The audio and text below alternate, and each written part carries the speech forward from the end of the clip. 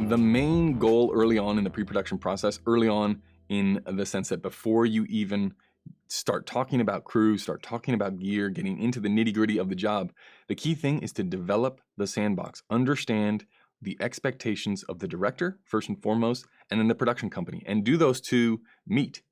Are they way off? Does the director want something huge and the production company has the budget for not something huge?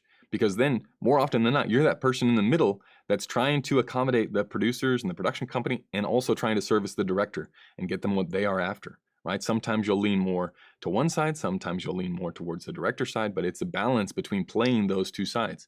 And the closer that they are, at the start of a project is generally a good idea to see just how successful something is going to be. If you come on board and you see this treatment that is just enormous and huge in scope, and then you talk to the production company and there's just no money for it, or there's no budget, or there's people that are already have negative attitudes before we even start, that's generally a red flag. So we want to avoid those types of situations.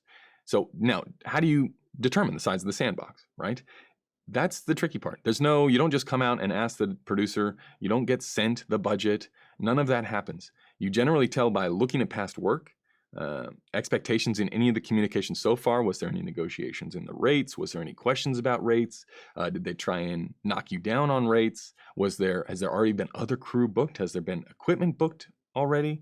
If some of these things have happened, it's a red flag of, oh, I don't know if this is going to be a super smooth shoot. I need to look at some things more carefully, or I need to keep track of things more carefully.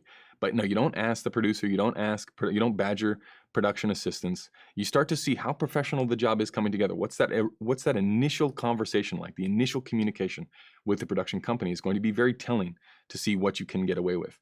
Now, my rule of thumb is always, I will build the biggest castle that I can inside of the sandbox. And until you tell me that we can't add another level, I'm just going to start at the top.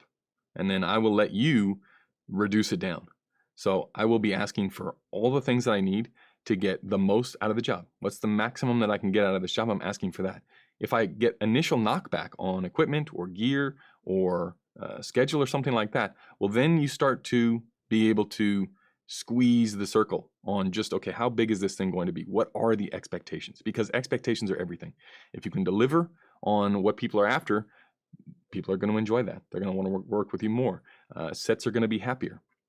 You don't want any surprises, and that's what pre-production is really essential at: eliminating surprises on set, eliminating surprises in expectations, and the more that you can do that, the better off you're going to be. So as I mentioned in the introduction to this section of the course, I'm not going to go over every single aspect of determining the sandbox, but just be fully aware that right now, in those early stages, I need to be figuring out just what style of commercial it's going to be, how big it's going to be. The treatment helps me there. The agency boards helps me there. The initial conversations with Andre helped me there.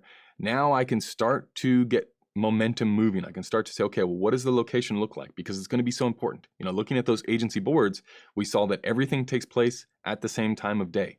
Everything in the same location. There's no moving around. There's no way to hide lighting changes in fast cuts or montagey shots. There's none of that. So the pressure will come down to location and schedule, which is going to be very important in the next process, which is the location process, right? A huge part of the commercial world is getting the locations right? When you're on a exterior job, it's going to be very, very important to nail it down, and that is what we're going to look at next. So we're done with the initial stages of pre-production. We've seen the treatment, we've seen the agency boards. It's time to move on to determining the location based off of all of the knowledge that we have and all the conversations we're going to have with the director and the production company.